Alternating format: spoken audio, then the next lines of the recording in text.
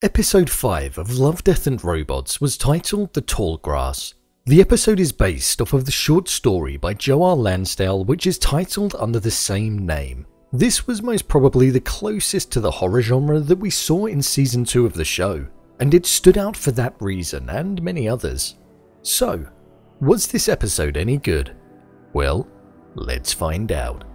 Before I go ahead, make sure you go over to my Twitter, @BrainPilot_, and tweet me what show or movie you'd like me to review next. So without further ado, I'm BrainPilot and here is a review of Love, Death and Robots: The Tall Grass. Just to let you know, this video will contain spoilers, so watch with caution. My first impression of this episode was a good one. The art and animation style that we were greeted with was a really interesting one. It almost looked like a painting and it stood out for that reason and had me hooked from the off. It looked like an episode that was set in the past, which is different to what we've seen with many other episodes throughout the previous 2 seasons. The episode was extremely dark in terms of the way that it looked, and I feel the art style suited the tone of this haunting tale. As I mentioned, it was like a painting or like an illustration that would sit inside of a book. I did find this episode a little predictable in the sense that we were told that the main character shouldn't wander off into the tall grass, and he eventually did. And then with him following the blue glowing light, it felt like something that was most definitely not going to turn out to be as nice as what it seemed. I did find the tall grass to be this haunting environment and you could really sense the maze-like elements of it. I put myself in his shoes for a brief moment and could definitely feel the panic that the main character had. The knowing that you can't retrace your steps, and also the fact you can't see above the grass, is a scary thought, and I feel they nailed that on screen. When the revelation of these faceless beings was revealed, it was terrifying. These creatures were petrifying to look at and was something that you would most definitely not want to come up against.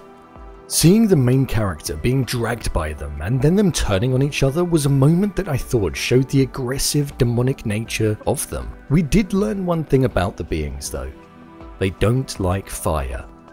I found when it cut to black and the flame was on screen, it was a great contrast in colours to the darkness that we'd seen all throughout the episode.